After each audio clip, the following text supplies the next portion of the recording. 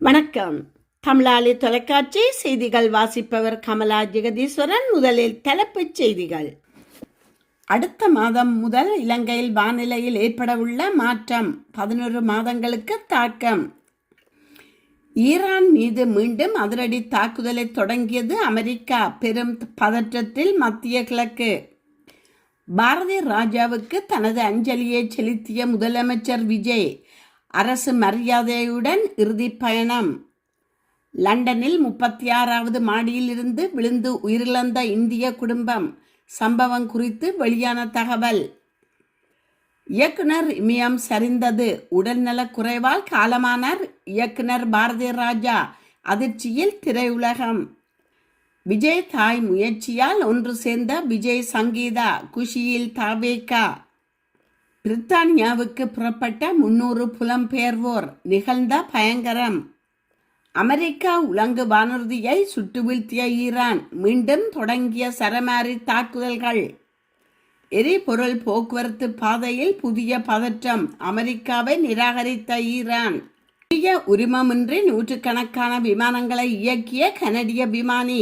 இனி தொடர்கிறது விரிவான செய்திகள். எல் நினோ நிகழ்வால் இலங்கையின் வானிலையில் பாரிய மாற்றம் பதிவாகும் சாத்தியம் உள்ளதாக வளிமண்டலவியல் திணைக்களம் தெரிவித்துள்ளது. அதன்படி அடுத்த மாதம் முதல் எல் நினோ நிகழ்வால் நாட்டின் வானிலை பாதிக்கப்படும் என சுட்டிக்காட்டப்பட்டுள்ளது. இது தொடர்பில் வளிமண்டலவியல் திணைக்களம் வெளியிட்டுள்ள அறிவிப்பில் எல் நினோ நிகழ்வு தென்மேற்கு பருவமழை வானிலையில் தாக்கத்தை ஏற்படுத்தக்கூடும். பசிபிக் கடலில் ஏற்கனவே எல் நினோ நிலை உருவாகியுள்ளது.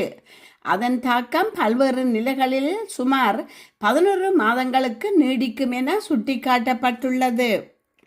இதேவேளை நாட்டின் வானிலையில் எல் நினோ விளைவால் ஏற்படக்கூடிய தாக்கங்களை சமாளிக்க எடுக்கப்பட வேண்டிய நடவடிக்கைகள் குறித்த விழிப்புணர்வு கலந்துரையாடல் இன்றைய தினம் நடைபெற உள்ளது. வளிமண்டலவியல் திணைக்களத்தினால் நடைபெறவுள்ள இந்த கலந்துரையாடலில் நீர்ப்பாசன திணைக்களம், மகாவலி அதிகார சபை, பேரிட மேலாண்மை மையம், விவசாய திணைக்களம், விவசாய அபிவிருத்தி திணைக்களம், நீர் வளங்கள் வடிகாலமைப்பு சபை என முக்கிய அமைப்புகள் உட்பட 20 பிரதான துறைகளை பிரதிநிதித்துவப்படுத்தும் அதிகாரிகள் பங்கேற்க உள்ளனர். அமெரிக்கா இராணுவத்தின் அப்பாச்சி ஹெலிகாப்டர் சுட்டு வீழ்த்தப்பட்டதுக்கு பதிலடியாக ஈரான் மீது இன்று அதிகாலை அமெரிக்கா தாக்குதல் நடத்தியுள்ளது. நேற்று ஏமன் கடற்பரப்பில் ஹார்முஸ் ஜலசந்தி அருகே கண்காணிப்பில் ஈடுபட்டிருந்த அமெரிக்கா இராணுவ ஹெலிகாப்டர் கடலில் விழுந்தது. ஈரான் தங்கள் ஹெலிகாப்டரை சுட்டு வீழ்த்தியது என அமெரிக்கா ஜனாதிபதி குற்றம் சாட்டியுள்ளார். ஹெலிகாப்டரில் இருந்த 2 விமானிகள் மீட்கப்பட்டதாக தெரிவித்த அவர் இந்த தாக்குதலுக்கு பதிலடி கொடுக்கப்படும் என கூறியிருந்த நிலையில் அமெரிக்கா ஈரானின் தென்பகுதி நகரங்களில் தாக்குதல் நடத்தியுள்ளது. ஈரானின் வான் பாதுகாப்பு அமைப்புகள் மற்றும் ரேடார் தளங்களை குறிவைத்து அமெரிக்கா படைகள் ஏவுகணை தாக்குதலை நடத்தியுள்ளதாக அமெரிக்கா மத்திய கட்டளை பிரிவு தெரிவித்துள்ளது. குறிப்பாக ஈரானின் மிக முக்கிய துறைமுக நகரான பண்டார் அப்பாஸ் மீது அமெரிக்கா ஏவுகணைகளை வீசியுள்ளது. மேலும் ஈரானின் கடற்படை தளங்கள் அமைந்துள்ள கெஷிம் தீவிலும் தாக்குதல் நடந்துள்ளது. இயக்குனர் இமயம் பாரதி ராஜா உடல்நலக் குறைவால் இன்று காலை காலமானார். இவருடைய மறைவு தமிழ் திரையுலகுக்கு மிக பெரிய இழப்பாகும். நீலாங்கரையில் உள்ள வீட்டில் பாரதி ராஜாவின் உடல் அஞ்சலிக்காக வைக்கப்பட்டுள்ள நிலையில் முதலமைச்சர் விஜய் அவர் நேரில் சென்று தனது இறுதி மரியாதையை செலுத்தினார். மேலும் திரைத்துறையில் பாரதி ராஜா அவர்களின் பங்களிப்பை போற்றி அஞ்சலி செலுத்தும் வகையில் அவரது இறுதி பயணத்துக்கு அரசு மரியாதை வழங்கப்படும் என்றும் முதலமைச்சர் விஜய் அறிவித்துள்ளார். முதலமைச்சர் விஜயை தொடர்ந்து சூர்யா, சிவகுமார், மு.க. ஸ்டாலின், சீமான் சுகன்யம், வைரமுத்து, இளையராஜா, மாரி செல்வராஜா என பலரும் நேரில் சென்று தங்களது அஞ்சலியை செலுத்தியுள்ளனர். லண்டனின் எலிபென்ட் அண்ட் ஹாசில் பகுதியில் உள்ள 45 மாடி உயரத்தில் ஹை பாயிண்ட் குடியிருப்பு கட்டிடத்தில் நடந்த துயர சம்பவம் உலகளவில் அதிர்ச்சியை ஏற்படுத்தியுள்ளது. இந்திய வம்சாவளியைச் சேர்ந்த அதிதி விஜய் பரல்கர் 46 வயது, அவரது கணவர் ராகேஷ் நாராயண் பாய் 47 மற்றும் அவர்களின் 9 வயது மகன் சித்பாய் பரல்கர் ஆகியோர் 36வது மாடி பல்கனியில் இருந்து கீழே விழுந்து உயிரிழந்துள்ளனர். மே 27 காலை 7:30 மணியளவில் மூவர் கீழே விழுந்ததாக அவசர சேவைகள் தகவல் பெற்றன. உடனடியாக London police, ambulance, air ambulance மற்றும் தீயணைப்பு படையினர் சம்பவ இடத்துக்கு விரைந்தனர். சுமார் 400 அடி உயரத்தில் இருந்து விழுந்ததால் மூவரும் சம்பவ இடத்திலேயே உயிரிழந்துள்ளனர். இந்த சம்பவம் குறித்து மெட்ரோபாலிட்டன் போலீஸ் விசாரணை நடத்தி வரும் நிலையில் ஆரம்ப தகவல்களின் அடிப்படையில் இது மர்டர் சூசைட் என சந்தேகிக்கப்படுகிறது. அவர்களின் மகன் சித் பிறந்தது முதல் பல்வேறு உடல்நல பிரச்சனைகளால் பாதிக்கப்பட்டிருந்தார். பேச முடியாத நிலை, கற்றல் சிரமம், உடல் குறைபாடுகள் மற்றும் சிறுநீரக நோய் ஆகியவற்றால் குடும்பம் கடுமையான மன அழுத்தத்தில் இருந்ததாக நண்பர்கள் தெரிவித்துள்ளனர். அதிதி மன அழுத்தம் மற்றும் மனநல சவால்களால் பாதிக்கப்பட்டிருந்ததாகவும் இதனால் குடும்பத்தில் பெரும் அழுத்தம் ஏற்பட்டதாகவும் தகவல்கள் கூறுகின்றன. போலீஸ் தரப்பில் இது மிகுந்த துயரமான சம்பவம். விசாரணை தொடர்ந்து நடைபெறுகிறது. ஊடகங்கள் மற்றும் வதந்திகளை தவிர்க்குமாறு கேட்டுக்கொள்கின்றோம் என்று தெரிவித்துள்ளனர். தன்னுடைய படங்களால் தமிழ் சினிமாவில் பல புரட்சிகளை செய்தவர் இயக்குனர் இமயம் பாரதிராஜா. 16 வயதினிலே படத்தின் மூலம் இயக்குனராக அறிமுகமாகி கிழக்கே போகும் ரயில், சிவப்பு ரோஜாக்கள், அலைகள் ஓய்வதில்லை, கருத்தம்மா, புதுமை பெண், முதல் மரியாதை போன்ற பல சிறந்த திரைப்படங்களை இயக்கியுள்ளார். கடைசியாக கடந்த 2020ஆம் ஆண்டு வெளிவந்த மீண்டும் ஒரு மரியாதை என்கிற படத்தை இயக்கியிருந்தார். கடந்த சில மாதங்களுக்கு முன் இயக்குனர் பாரதிராஜா அவர்களுக்கு உடல்நலக் குறைவு ஏற்பட்டு மருத்துவமனையில் அனுமதிக்கப்பட்டு சிகிச்சை பெற்று வந்தார். இந்நிலையில் சிகிச்சை பெற்று வந்த இயக்குனர் பாரதிராஜா இன்று காலை காலமானார். இவருடைய வயது 84. சென்னை நீலாங்கரையில் உள்ள இல்லத்தில் அதிகாலையில் உயிர் பிரிந்தது. பாரதிராஜாவின் இழப்பு திரையுலகினருக்கு மிக பெரிய அதிர்ச்சியை தந்துள்ளது. திரை உலகினர் தங்களது இரங்கலை சமூக வலைத்தளத்தில் தெரிவித்து வருகிறார்கள். பாரதிராஜாவின் மகன் நடிகர் மனோஜ் பாரதிராஜா கடந்த 2025ஆம் ஆண்டு மாரடைப்பு காரணமாக காலமானார் என்பது குறிப்பிடத்தக்கது. தமிழக வெற்றி கழகத்தின் தலைவர் விஜய் மற்றும் சங்கீதா குடும்பத்தின் முயற்சியால் ஒன்று சேர்ந்துள்ளதாக தகவல் வெளியாகி உள்ளது. முதலமைச்சர் விஜய் மற்றும் அவரது மனைவி சங்கீதா பிரிவுதான் தற்போது உலகம் முழுவதும் உள்ள தமிழர்களிடையே பேசு பொருளாகி மாறியுள்ளது. விஜய் ரசிகர்கள் தொடக்கம் பலரும் விஜய் மற்றும் சங்கீதா பிரிவினால் துயரில் ஆழ்ந்து இருந்தனர். தற்போது வெளியாகிய தகவல் மிகவும் மகிழ்ச்சியை கொடுத்துள்ளது. நடிகராக இருந்து அரசியல் தலைவராக உருவெடுத்த விஜய் அவரது தனிப்பட்ட வாழ்க்கையில் பல பிரச்சனைகளை கடந்து வந்துள்ளார். சங்கீதா விஜய்க்கு ஒரு நடிகை ஒருவருடன் திருமணத்தை மீறிய உறவு இருப்பதாக கூறி விவாகரத்து மனு தாக்குதல் செய்துள்ளார். இது விஜய் முதல்வராக முன்னர் வெளியாகிய பெரும் பரபரப்பை ஏற்படுத்தியிருந்தது. இதற்கு இணங்க சங்கீதா விஜயின் முக்கிய பொது நிகழ்ச்சிகள் மற்றும் அரசியல் பொது கூட்டங்களில் கலந்து கொள்ளவில்லை. இப்படியே போய்கொண்டிருக்க விஜய் மற்றும் சங்கீதாவின் குடும்ப வாழ்க்கை என்னவாகுமோ என்ற கவலை அவர்களை நெருங்கியவர்கள் இடையே வந்துள்ளது.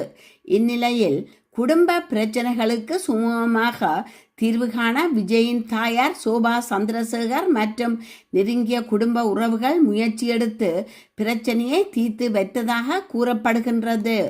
எந்த ஒரு பெரிய அரசியல் பயணத்திற்கும் குடும்பத்திற்கும் நிம்மதியும் ஆதரவும் மிக முக்கியம் என்பதை வீட்டு பெரியவர்கள் உணர்ந்து இரு தரப்பிடமும் பேசி மன கசப்புக்களை நீக்கி அவர்களை சேர்த்து வைத்துள்ளனர்.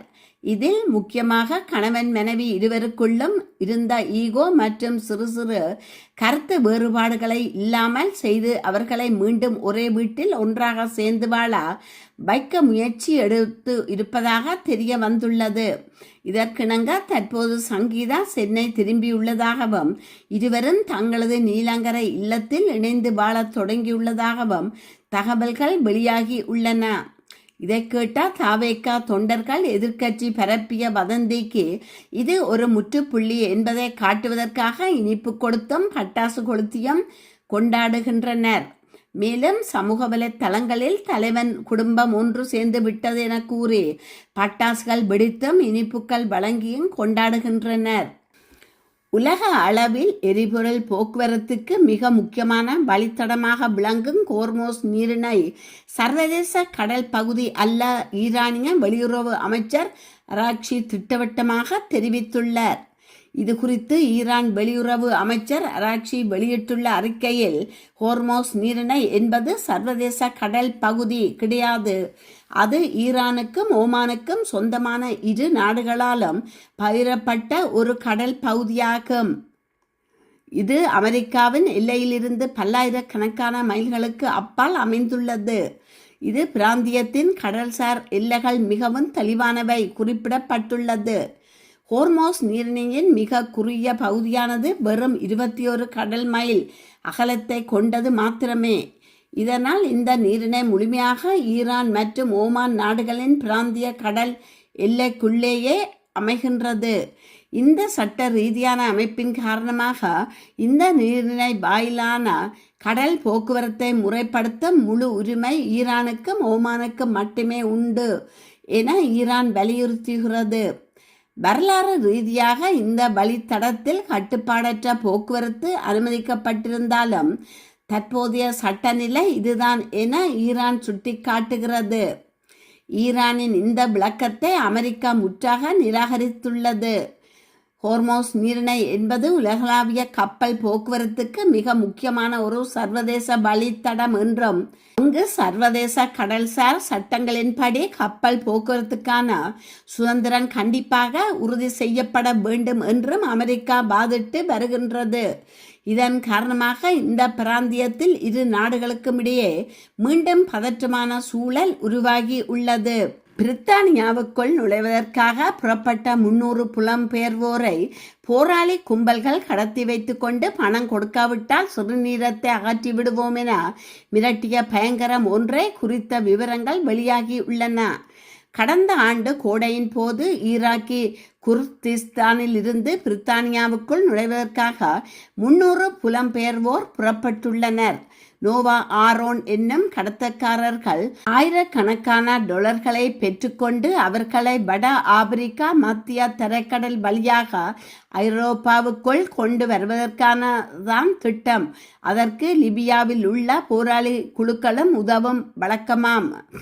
ஆனால் அந்த புலம்பெயர்வோர் வட ஆப்பிரிக்கா நாடான லிபியாவை அடைந்ததுமே அங்கிருந்து போராளி குழு ஒன்று அவர்களை பிடித்து ஓரிடத்தில் அடைத்துள்ளது.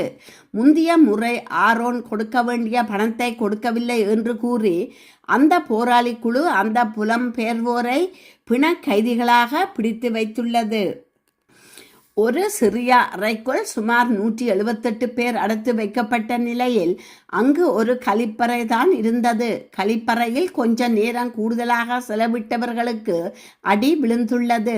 உணவில்லாமல் உட்கார்ந்து கொண்டே தூங்கி அடியும் உதயம் வாங்கி சித்திரவதை அனுபவித்துள்ளார்கள் அந்த புலம்பெயர்வோர்.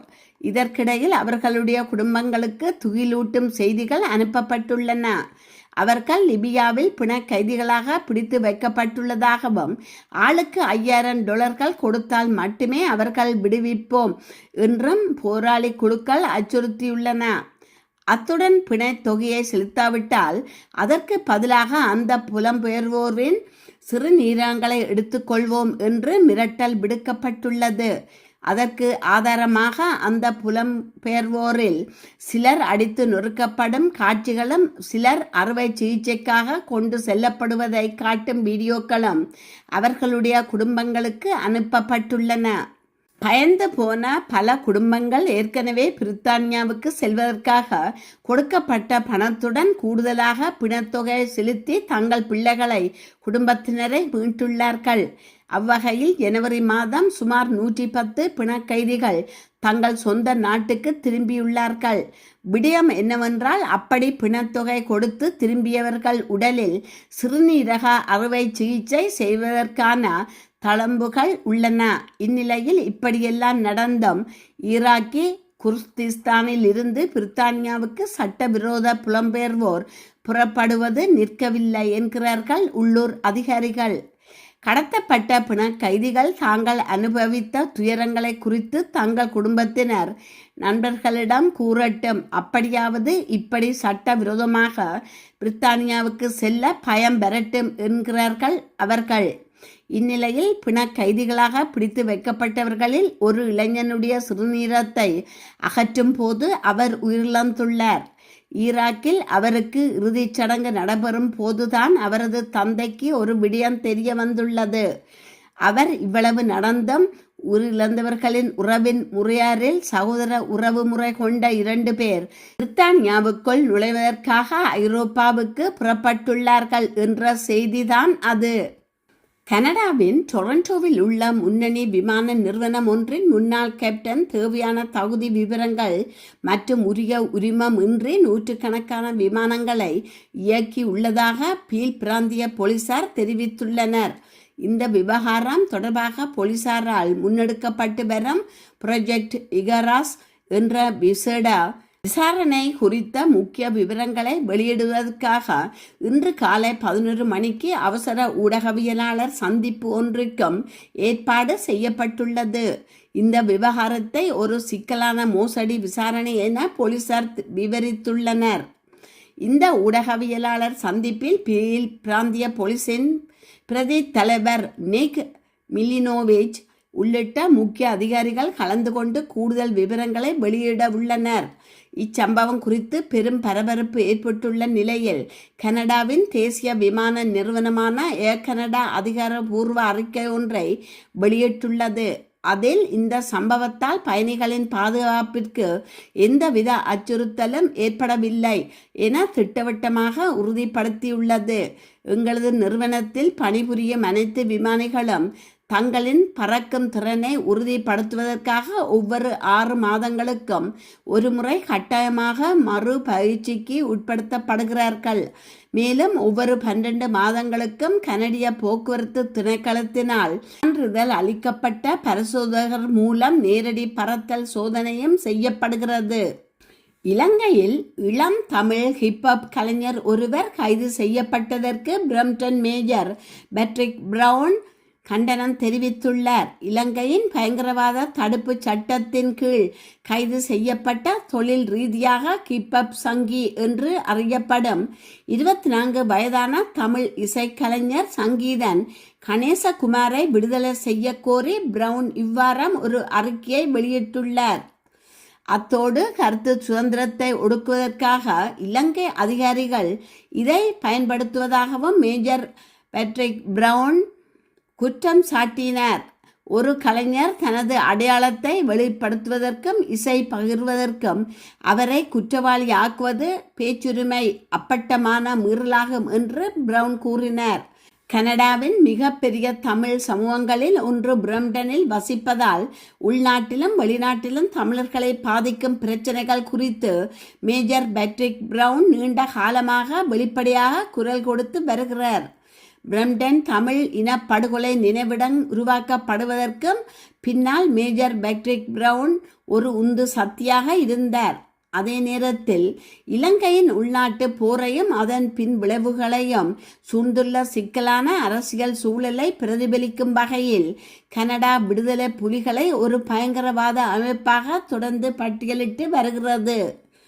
கருத்து சுதந்திரம் ஒரு அடிப்படை ஜனநாயக உரிமை என்று வாதிட்ட பிரவுன் பயங்கரவாத தடுப்பு ஒப்பந்தத்தை PTA ரத்து செய்ய கோருவதில் சர்வதேச மன்னிப்பு சபை மற்றும் பிற மனித உரிமை ஆர்வலர்களுடன் இணைந்துள்ளது.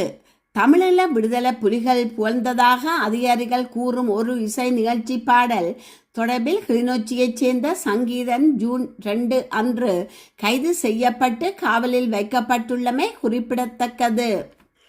இத்துடன் செய்திகள் நிறைவு பெறுகின்றன. மீண்டும் மற்றொரு செய்தியூடாக உங்களை சந்திக்கும் வரை வணக்கம் கூறி விடைபெறுபவர் கமலா ஜெகதீஸ்வரன். நன்றி.